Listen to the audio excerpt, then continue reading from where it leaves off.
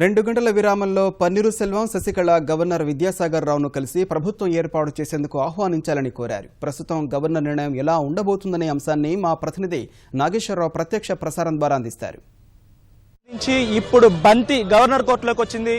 ప్రధానమైనటువంటి ముఖ్యమంత్రి పదవికి పోటీ పడినటువంటి ఇద్దరు ప్రధాన నేతలతోటి కూడా గవర్నర్ 2 విడతలుగా ఒక్కొక్కరితో విడివిడిగా సమావేశమయ్యారు.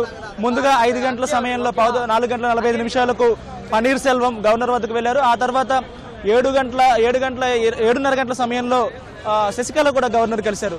ఇద్దరు నేతలతో సమావేశమైన తర్వాత ఇప్పుడు గవర్నర్ నిర్ణయం కీలకం కానుంది.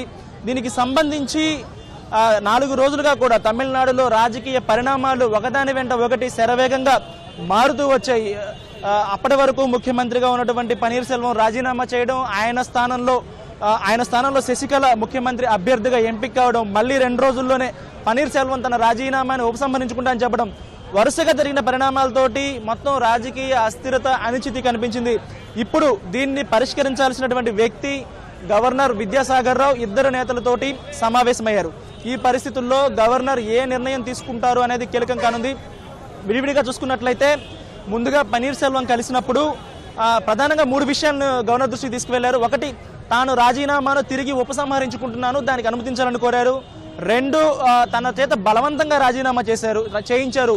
ఏ పరిస్థితుల్లో తను రాజీనామా చేయించింది ఆయనకు ప్రత్యక్షంగా వివరించారు. ఇప్పటివరకు మీడియాతోనే చెప్పారు, ఇప్పుడు గవర్నర్కు నేరుగా వివరించారు. ఇక చివరిగా తనకు తిరిగి తమిళనాడు ప్రజలకు సేవ చేసుకునే అవకాశం కల్పించాలని గవర్నర్ను కోరారు. దీనిపై గవర్నర్ మాత్రం ఎలాంటి స్పందన వ్యక్తం చేయలేదు. శశికళతో సమావేశమైన తర్వాత చెబుతాను అని ఆయనకు చెప్పినట్లుగా సమాచారం ఉంది. ఆ తర్వాత కొద్దిసేపటి క్రితం శశికళ గవర్నర్ను కలిసి ఇప్పుడే తన నివాసానికి బయలుదేరి వెళ్లారు.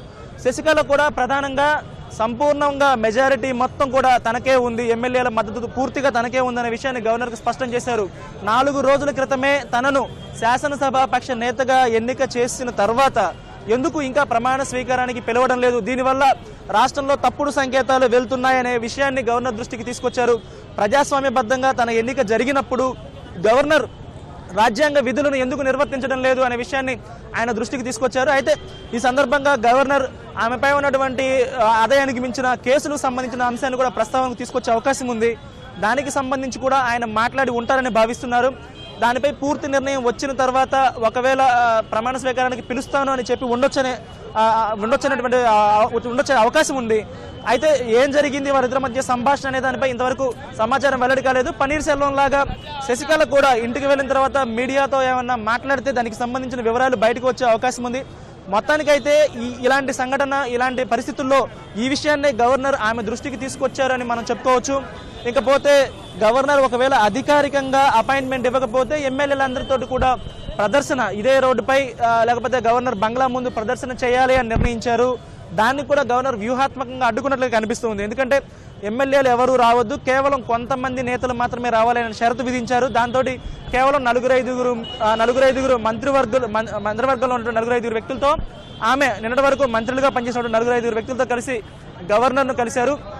ఈ పరిస్థితుల్లో ఇద్దరి నేతలు వాదన విన్న తర్వాత ఇప్పుడు గవర్నర్ ఏ నిర్ణయం తీసుకుంటారు అన్నదే ఇప్పుడు కీలకాంశంగా మారింది. ఇప్పుడు వరకు ఉన్నటువంటి తాజా పరిస్థితి, ఇప్పటి వరకు బల ప్రదర్శన దిశగా సాగినటువంటి రాజకీయాలు ఇక ముందు ఎలాంటి మదుపు తిరుగుతాయనేది వేచి చూడాల్సి ఉంది.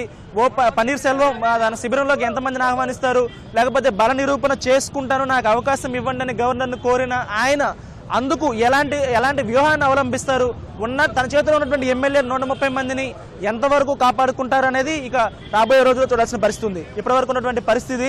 కెమెరామెన్ కేశవ్తో నాగేశ్వరరావు, ఈటీవీ న్యూస్.